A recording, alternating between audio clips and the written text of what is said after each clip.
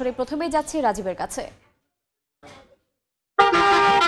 এই মুহূর্তে ঢাকা টাঙ্গাইল মহাসড়কে প্রায় 7 কিলোমিটার যানজট সৃষ্টি হয়েছে, বিশেষ করে চন্দ্রা মোড় ঘিরে যে আশুলিয়ার বারুইপাড়া থেকে এই দিকে যে যানবাহনগুলো ঢুকছে সেই সকল যানবাহন কিন্তু এই যানজটের মুখে পড়তে হচ্ছে। এছাড়া গাজীপুর হয়ে যে গাড়িগুলো আসলে চন্দ্রা হয়ে উত্তরবঙ্গের দিকে যাচ্ছে সেই সকল যানবাহন কিন্তু আসলে যানজটের মুখে পড়তে হচ্ছে, বিশেষ করে শোকপুর থেকে চন্দ্রা পর্যন্ত। আপনারা নিশ্চয়ই দেখতে পাচ্ছেন যে কিছুটা গতি এই যানজটের মধ্যেই থেমে থেমে সামনে আগানোর চেষ্টা করছে।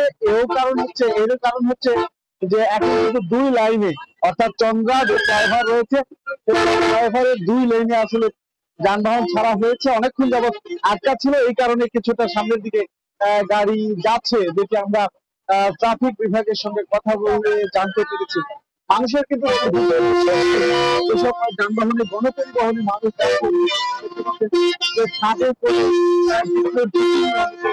যাচ্ছেন এবং ভেতরে কিন্তু আসা যাত্রী এই গণপরিবহন ভেতরে ধারণের ঠাঁই নেই। যে যেভাবে পেরেছেন সেভাবেই কিন্তু গাড়িতে চেপে বসেছেন এবং তাদের গন্তব্যস্থলে যাওয়ার চেষ্টা করছেন। এই পরিস্থিতিতে কিন্তু বারবার বলা হলেও এই ঝুঁকি দেখেই গিয়েছে।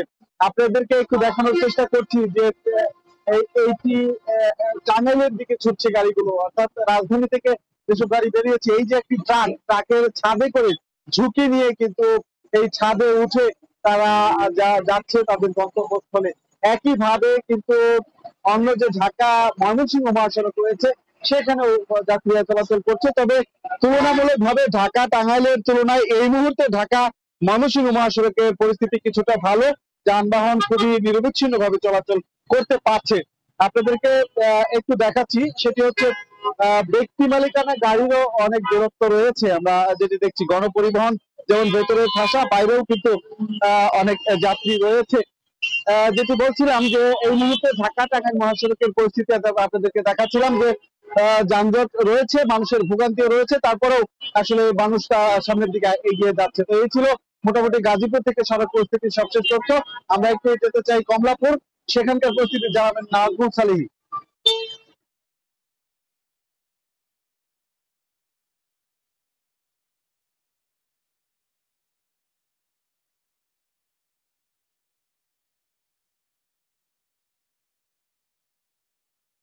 রেল স্টেশনের 4 নম্বর প্ল্যাটফর্মে দাঁড়িয়ে আছে সিলেটের ট্রেন জয়ন্তিকা এক্সপ্রেস। এই ট্রেনটি 11টা 15 এখান থেকে যাত্রা করার কথা। ইতোমধ্যে এটির সিগন্যাল বাতি জ্বলে গেছে, অর্থাৎ ট্রেনটি যাওয়ার জন্য প্রস্তুত।